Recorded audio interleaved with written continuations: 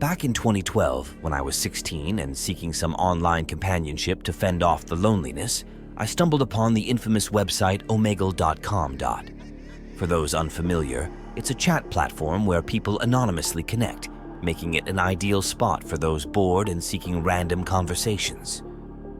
Despite its anonymity, I found solace in the fact that I could easily escape any interaction with a simple click. It was during one of my frequent visits that I met Emily. She stood out as this amusing and effortlessly approachable girl. Instantly, it felt as though we had been friends forever, prompting me to share my Skype details with her for continued communication. What followed were months of incessant conversations, transforming Emily into the best friend I had longed for. Hailing from Wales, Emily shared her world with me, narrating tales of her adventures with friends and engaging in discussions about relatable girl stuff. Our interactions were not confined to text. She'd surprise me with photoshopped images of us, adorned with cats and cheesy puns, reinforcing our best friends forever status. Despite our constant texting, I yearned to call or video chat with her. However, Emily claimed her camera was broken due to a recent dispute with her stepfather, leaving me with only text messages. As our friendship deepened, I began noticing peculiar behavior. Emily became increasingly clingy, expressing jealousy and seeking validation about her body, making unsettling comments. Encouraging her crush on a guy from her local market, I reassured her through countless conversations. Then, out of nowhere, Emily asked me what name I thought she'd have if she were a guy.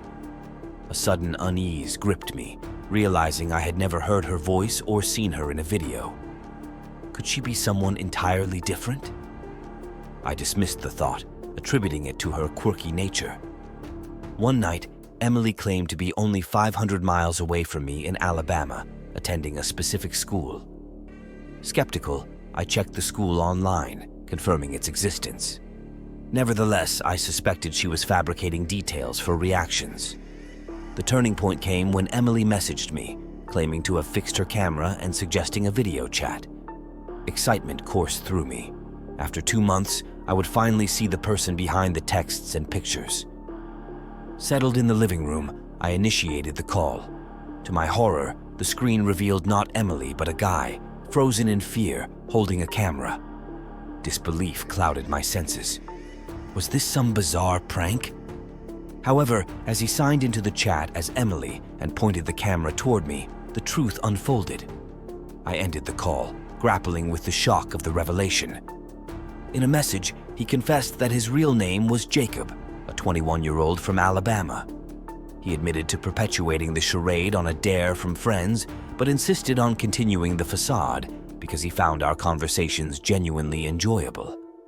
The reality hit me hard.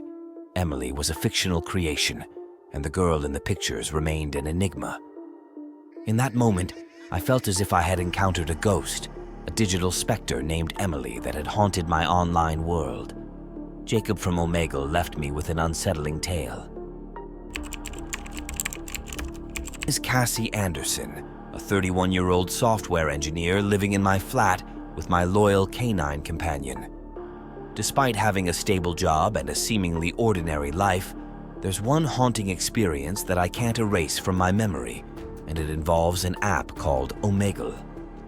A few years back, during a late-night visit to my mom's place with my younger brother Timmy, we found ourselves battling insomnia. With our mother already asleep, it was just Timmy and me looking for something to do. He excitedly introduced me to Omegle, an app where you could chat with random people worldwide. Despite my initial reservations due to our mom's warnings about talking to strangers, I reluctantly agreed to give it a try.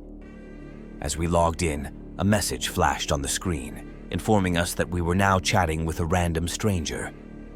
A video call immediately popped up, revealing a man with peculiar large eyes and brunette hair fumbling to set up his camera.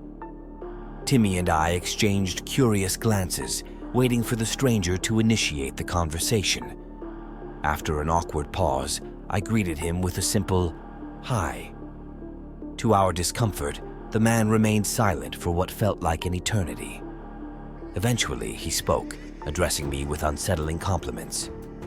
Timmy and I exchanged uneasy glances as the man continued to make inappropriate comments about my appearance. Frustration building up, I finally confronted him, expressing my disdain for his behavior. However, instead of backing down, he insisted that I not leave the conversation. In a chilling turn of events, he claimed to have done something horrifying to a girl who had tried to disconnect. Panic set in as he retrieved a disturbing item from under his bed, a lifeless girl with a slit throat and an open stomach. Horror and shock overwhelmed us, and without a second thought, I shut down the laptop. Fearful that the man might track us, Timmy said I had made a grave mistake. Shaking, I dialed the police, relaying the terrifying encounter. The next day, we filed a complaint at the police station, and after a few days, received the shocking revelation that the man was a sadistic psycho responsible for the deaths of young women. The trauma from that night continues to haunt me, and I still grapple with vivid flashbacks of the innocent girl who fell victim to the sadistic individual we encountered on Omegle.